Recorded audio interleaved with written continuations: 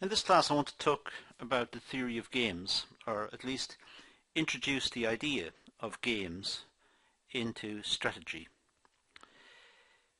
There's a lot in common between business strategy and games. They have many characteristics which are the same. The attributes of a game, as we'll see in a few moments, are very similar to what the business people are trying to achieve in terms of the strategy that they develop. They're trying to win, and they have rules, and there are regulations, and there are outcomes to the game, higher profits or higher market share. So the idea of games and strategy are very, very similar, and the theory of games was developed back in 1944 by von Neumann and Morgenstern in quite a famous book, The Theory of Games and Economic Behavior.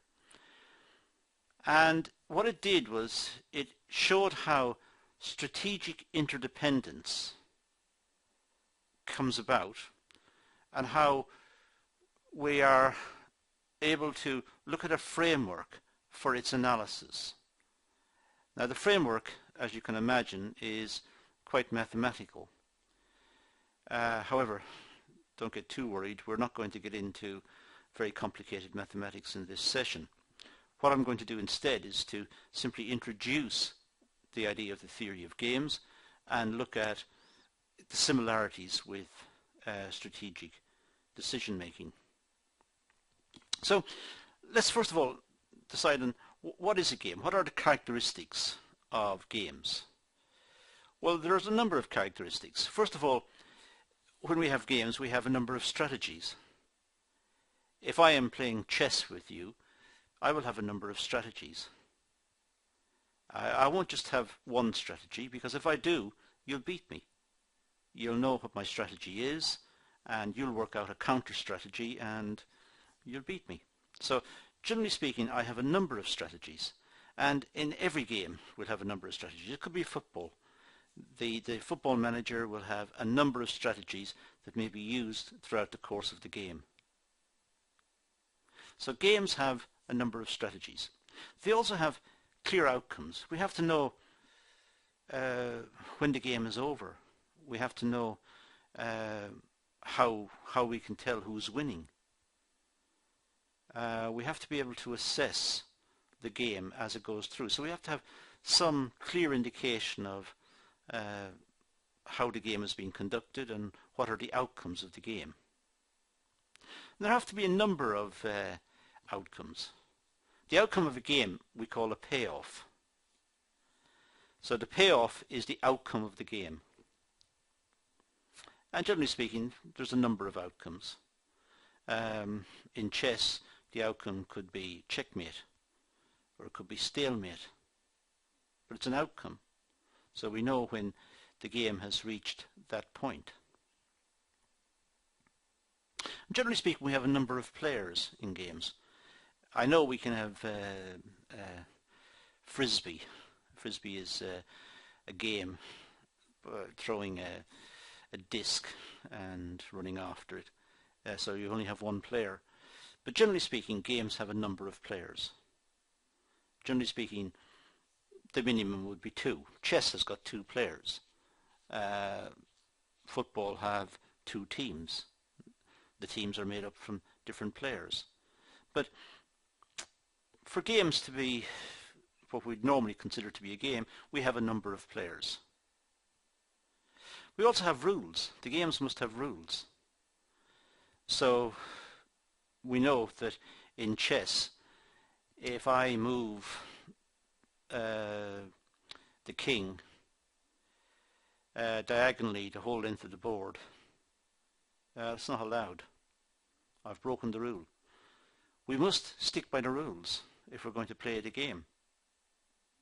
Otherwise we're cheating. But we're not playing the game as was intended. And we have a number of decision rules. These summarizes, if you like, the psychology of the decision maker. For example, what we call a maxi-min. We look at the worst possible set of outcomes and we pick the best. Now, that's quite a famous decision rule, maxi-min. We look at the worst that the opponents can do and then we pick the best of the worst. That's a decision rule. There are different ones. There is a maxi-max. There are all sorts of decision rules we could look at. We could look at a regret matrix, it's called. We can look at all sorts, but generally speaking, we pick on something like maxi-min. It's quite a common one. Now, if you look at the points on this slide, very similar to what happens in business. In business, the competitors have a number of strategies. Differentiate the product, cut the price, open a new market, number of strategies. Clear outcomes. Well, the businesses want to make more profit. They want to generate higher sales or get greater market share. And there's a number of outcomes. The outcomes could be greater market share and greater profitability. So there could be a number of outcomes. And generally speaking, businesses have competitors. When they've got competitors, we have a number of players. So it's very similar again to games. And of course rules. The most basic set of rules would be the law of the country. They can't threaten each other or use violence. They must stick within the rules of the country. But there's custom and practice within the industry. What is acceptable behavior within the industry? And the decision rules. How did they measure how successful they have been? How did they make decisions? So they might use a maxi-min. So we can see there are lots of similarities between games and business. Now let's look at the types of games as classified by payoffs. First of all, we could have what's known as a constant sum game. And one famous type of constant sum game would be a zero-sum game. Well, let's say we take market strategy as an example here. If the two companies are dividing the market equally between themselves, so each has got 50% of the market. Now, the total adds up to 100%, so it's a constant sum. It always adds up to 100%. Doesn't matter what size the market is, the two shares add up to 100%. Two competitors, 100%. Now, if one competitor increases market share by, let's say, 10%, then the other one must decrease it by 10%. So if one increases by 10%, it goes from 50 to 60, and the other one must go from 50 to 40. So it's still adding up to 100, still constant sum. 60 plus 40 is 100. Previously it was 50-50. And it's zero sum in the sense that what one player has gained, the other has lost. In the example I've just given you, one moves from 50% to 60%, so it's gained 10%. The other one moves from 50 to 40, so it's lost 10%. So the gains equal the losses. So in total, it's zero sum. It's plus 10%, minus 10%, added together comes to zero. A zero sum situation. What one wins, the other loses. And exactly what one wins is exactly what the other loses. There are also non-constant sum games. This is where both can win. For example, let's say we were talking about market share. Now, in that case, it's constant sum, as we've just discussed. But if we're talking about the total size of the market, now it's possible, for example, if the companies are growing, that both seem to be gaining. The shares may remain the same, but it's still, say, 50-50, but it's 50-50 of a bigger market. So it's when one grows, the other doesn't necessarily get smaller. Or both could grow. It's non-constant sum. It's argued, for example, that economic growth in our society means that we have more resources, so people are better off. It's non-constant sum. A constant sum situation is where one grows, the other loses. Now, of all the games that are possible and all the types of configuration of games, probably the most famous is the zero-sum game. This is the one where whatever one wins, the other loses. Now, in this case, the sum of the payoffs for each player adds up to 0. What one gains, the other loses. An example, as I said, it could be market share. If there are two competitors in the industry, which we call a duopoly, by the way, if there are two competitors, it's known as a duopoly. Now, player A increases market share by 10%, then player B must lose market share by 10%. That's what I've been saying earlier. What one gains, the other lost. It's a zero-sum situation. Now we can represent this as a little, if you like, little matrix showing how this works. So we could have two companies, firm A and firm B. We have an increase in price, a decrease in price, and both of them may do this. Firm B may increase the price, and firm A may increase the price. And these would be what's known as the payoffs. Let's say A gets 70% of the market and B gets 30% of the market. So if both increase the price, A gets 70% of the market and B 30%. Let's just say. So A gets 70% of the market. Now if B increases the price and A decreases the price, then A will get 40% and B will get 60%. Don't worry about whether this makes economic sense or not. I'm just looking at the figures here just to see how it works. So under each letter, A and B, are the payoffs. Now let's see how this zero-sum matrix would work out. First of all, let's work out the maximum payoffs for A.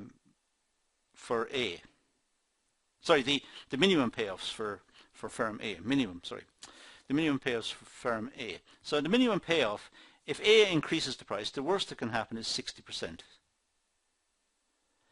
And if it decreases the price, the worst that can happen is 40%. So if A increases the price, the worst that can possibly happen to it is 60%. If it decreases the price, the worst that can happen is 40%. So an increase, 60, decrease, 40. The increase in price to 60 is worse than the 80 that could happen if B decreased the price. So for A, increase the price, the worst that can happen is 60. If it decreases the price, the worst that can happen is 40. Now for B, the minimum for B is 40 if it increases the price, and if it decreases the price, the worst that can happen is 20. Now,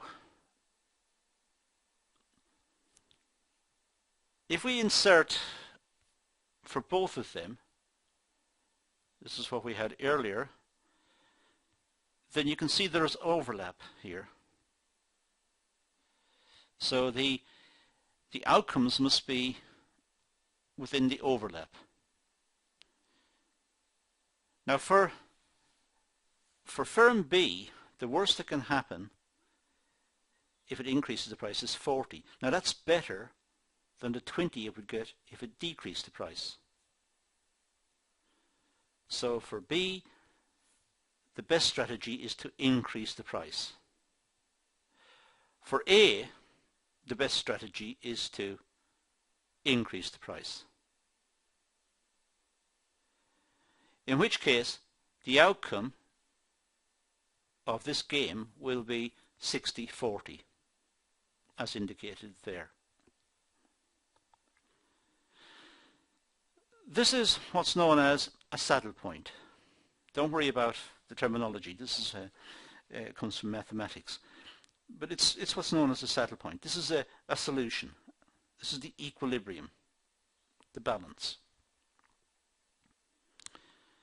It may require what's known as mixed strategies. I've just worked it out using the figures here, but in some games it may not be as easy as this, and we'd have to use some mathematics called mixed strategies. I'm not going to get into that. We don't need it in the context of what we're doing here. I'm just saying for a zero-sum game there will always be a saddle point. There will always be an outcome and always be a solution. But it may require some additional mathematics, sometimes known as mixed strategies. So what have we done in this session? Well, we've looked at some figures for two companies, figures related to, let's say, market share. We have applied a decision rule, maxi-min. We've worked out the worst that can happen for each decision for each company, and then we've maximized. And when we did it, we found that one strategy, increased price, for both of them was the best. In other words, they got what they expected. And that's the idea of the theory of games.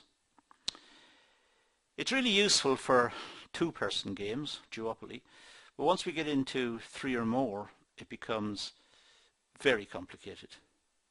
In fact, no real solutions emerge. And when strategies are not clearly defined, it's also complicated. And we don't even know what the payoffs are in a lot of situations. So again, it's more complicated. As a concept, as a way of trying to look at strategy, it's very good. It shows interdependence, and it shows how when one company varies its strategy, the other company will vary its strategy as well to try and counter it. So they move around a matrix. But in the case we've got here, the two-person zero-sum game has got an equilibrium, a balance point, so that is the solution to the game. I suggest you go online and have a look at some simple two-person zero-sum games and see what you think of it. But that's all I'm going to do in this session, so I'm going to leave it at that and say thank you for watching.